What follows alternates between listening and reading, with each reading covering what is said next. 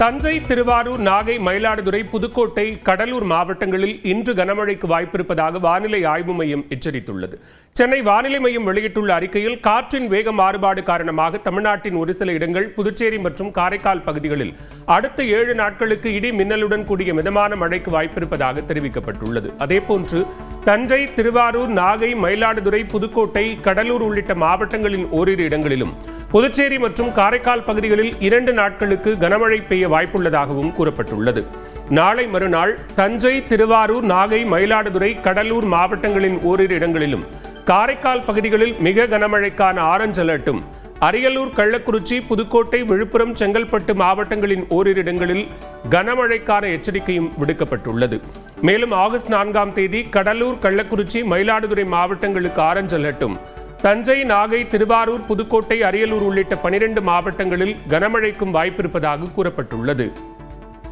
அதேபோன்று ஆகஸ்ட் 5ஆம் தேதி நீலகிரி, கோவை மாவட்டத்தின் மலைப்பகுதிகளுக்கு ஆரஞ்சு அலர்ட் விடுக்கப்பட்டுள்ளது.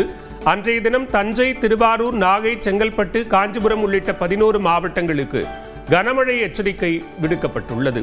ஆகஸ்ட் 6ஆம் தேதி நீலகிரி, தேனி, தென்காசி, திண்டுக்கல், கிருஷ்ணகிரி, தருமபுரி, திருப்பத்தூர் மாவட்டங்களுக்கு கனமழை எச்சரிக்கையும், 7ஆம் தேதி கோவை மாவட்டத்தின் மலைப்பகுதிகள், நீலகிரி, தேனி, தென்காசி மாவட்டங்களுக்கு கனமழைக்கு வாய்ப்பிருப்பதாகவும் வானிலை ஆய்வு மையம் தெரிவித்துள்ளது.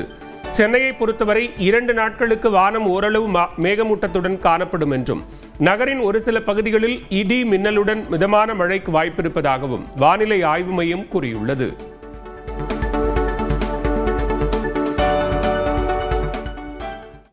திமுக ஆட்சியில் கைவிடப்பட்ட தாமிரபரணி வைப்பாறு இணைப்பு திட்டம் அதிமுக ஆட்சி அமைந்ததும் செயல்படுத்தப்படும் என்று அதிமுக பொதுச் செயலாளர் எடப்பாடி பழனிசாமி தெரிவித்தார். சட்டமன்ற தேர்தலை முன்னிட்டு அதிமுக பொதுச் செயலாளர் எடப்பாடி பழனிசாமி தமிழ்நாடு முழுவதும் சுற்றுப்பயணம் மேற்கொண்டுள்ளார். தூத்துக்குடி மாவட்டம் கோவில்பட்டி சென்ற எடப்பாடி பழனிசாமி அங்குள்ள தனியார் மண்டபத்தில் தீப்பெட்டி மற்றும் கடலை மிட்டாய் உற்பத்தியாளர்களை சந்தித்து கலந்துரையாடினார். அப்போது கோவில்பட்டி கடலை மிட்டாய் என்ற பெயரில் மற்ற ஊர்களில் போலியாக தயாரிக்கப்படுவதை தடுக்கவும், பிளாஸ்டிக் லைட்டர் உற்பத்திக்கு தடை விதிக்கவும் எடப்பாடி பழனிசாமியிடம் உற்பத்தியாளர்கள் கோரிக்கை விடுத்தனர். தொடர்ந்து உற்பத்தியாளர்கள் முன்னிலையில் பேசிய எடப்பாடி பழனிசாமி, அதிமுக ஆட்சி அமைந்ததும் மத்திய அரசை வலியுறுத்தி பிளாஸ்டிக் லைட்டருக்கு தடை விதிக்க முயற்சிக்கப்படும் என்றார். தமிழ்நாட்டில் 2 எத்தனால் உற்பத்தி ஆலைகள் செயல்பட்டு வரும் நிலையில் அதற்கு மூலப்பொருளான மக்காச்சோளம் உற்பத்தி குறைவாக இருப்பதாகவும், அதிமுக ஆட்சி அமைந்ததும் மக்காச்சோள உற்பத்தியை அதிகரிக்க நடவடிக்கை எடுக்கப்படும் என்றும் உறுதியளித்தார். அண்ணன் என்னை கூட்டு கேப்பார். தாமிரபரணி பைப்பார் அந்த திட்டத்தை கொண்டு வருகின்ற பொழுது நில எடுக்கின்ற பணியெல்லாம் துவங்கப்பட்டது.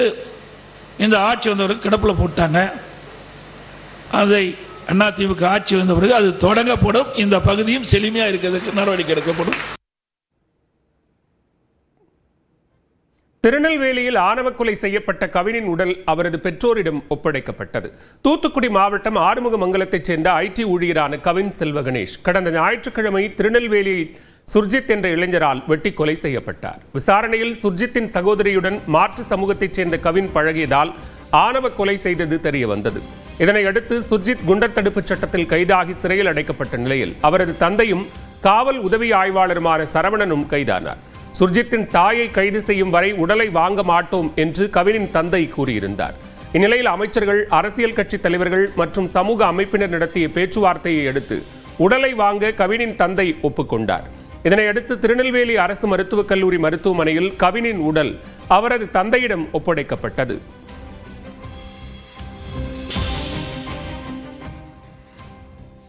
இதனிடையே உயிரிழந்த கவினின் உடலுக்கு தூத்துக்குடி நாடாளுமன்ற உறுப்பினர் கனிமொழி, அமைச்சர் கீதா ஜீவன் உள்ளிட்டோர் அஞ்சலி செலுத்தினர்.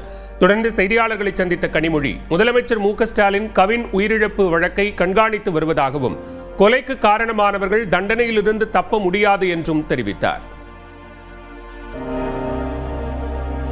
நிச்சயமாக சம்பந்தப்பட்டிருக்கக்கூடிய யாரும் தண்டனையிலிருந்தோ நியாயத்தின் தாண்டி அவர்கள் தப்பிப்பதற்கான எந்த வழிவகையும் கிடையாது.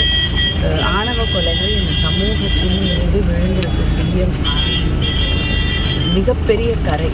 அதனால் இந்த குற்றத்தை செய்திருக்கக்கூடிய யாரும் தப்பிக்க முடியும். மேலும் உயிரிழந்த கவினின் உடலுக்கு நாம் தமிழர் கட்சியின் தலைமை ஒருங்கிணைப்பாளர் சீமான் அஞ்சலி செலுத்தினார். தொடர்ந்து செய்தியாளர்களை சந்தித்த அவர் திருப்புவனம் அஜித்குமாரை சட்டம் கொலை செய்ததாகவும் தற்போது கவினை சாதி கொலை செய்ததாகவும் கூறினார். சாதி கொலை செஞ்சிருக்குங்க, இங்க சட்டம் கொலை செஞ்சுருங்க. திருப்புவனத்துல அஜித்தை கொலை செஞ்சது எது? சட்டம். ஏன் இவ்வளவு பேர் வரல? ஏன் இவ்வளவு போராடல? இது வாக்கு, 2 சாதி வாக்கு எனக்கு வேணும்னு அரசு துடிக்குது, அதுக்காக இவ்வளவு வேலை செய்யுது. நீங்க இதுல போய் நீங்க வாக்க பார்க்க கூடாது. நீங்க எல்லாத்தையுமே ஓட்டா பாத்தீங்கன்னா நாட்டை பத்தி கவலைப்பட மாட்டீங்க, எல்லாத்தையும் வாக்கா பாத்தீங்கன்னா மக்களின் வாழ்க்கையை பத்தி கவலைப்பட மாட்டீங்க. இப்ப என்கிட்ட அதிகாரம் இருந்தா அது நடக்கும்னு நினைக்கிறீங்களா? இதனிடையே கொலை செய்யப்பட்ட கவினை நெல்லை பாளையங்கோட்டை காவல் ஆய்வாளர் காசிபாண்டியன் மிரட்டியதாக வெளியான செய்திக்கு மாநகர காவல்துறை மறுப்பு தெரிவித்துள்ளது. இது தொடர்பாக வெளியிடப்பட்டுள்ள அறிக்கையில் பாளையங்கோட்டை காவல் ஆய்வாளர் காசிபாண்டியன் கொலை சம்பவத்திற்கு முன்பாக கவினை அழைத்து மிரட்டியதாக அவரது தந்தை சந்திரசேகர் தெரிவித்தது உண்மைக்கு புறம்பானது என தெரிவிக்கப்பட்டுள்ளது. தொடர்ந்து 1 நிமிட செய்திகளை பார்க்கலாம். அரசு திட்டங்களில் முதலமைச்சரின் பெயர் மற்றும் புகைப்படத்தை பயன்படுத்த எந்தவித தடையும் இல்லை என்று உயர்நீதிமன்ற தலைமை நீதிபதி அமர்வு தெளிவுபடுத்தியுள்ளது.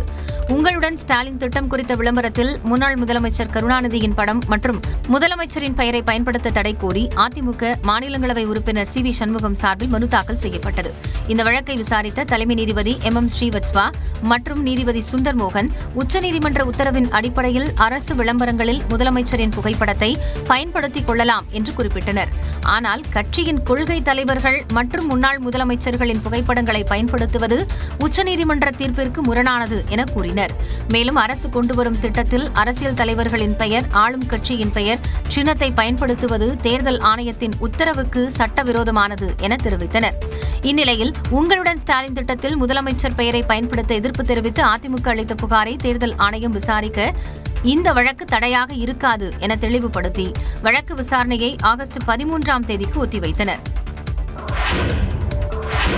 சென்னையில் நலம் காக்கும் ஸ்டாலின் மருத்துவ முகாம்களை முதலமைச்சர் மு.க. ஸ்டாலின் நாளை தொடங்கி வைக்க உள்ளார். இந்த முகாம் மூலம் பொது மருத்துவம், பொது அறுவை சிகிச்சை மருத்துவம், இருதய மருத்துவம், எலும்பியல் மருத்துவம் உள்ளிட்ட பல சேவைகள் வழங்கப்பட உள்ளன.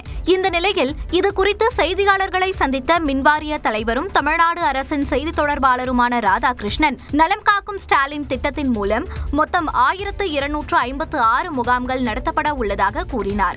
ஒவ்வொரு மாவட்டத்திலும் வாரந்தோறும் சனிக்கிழமைகளில் காலை 9 மணி முதல் மாலை 4 மணி வரை இம்முகாம்கள் நடத்தப்பட உள்ளதோடு பரிசோதனை செய்து அன்றே முடிவுகளை வழங்க நடவடிக்கை எடுக்கப்பட்டுள்ளதாக தெரிவித்தார்.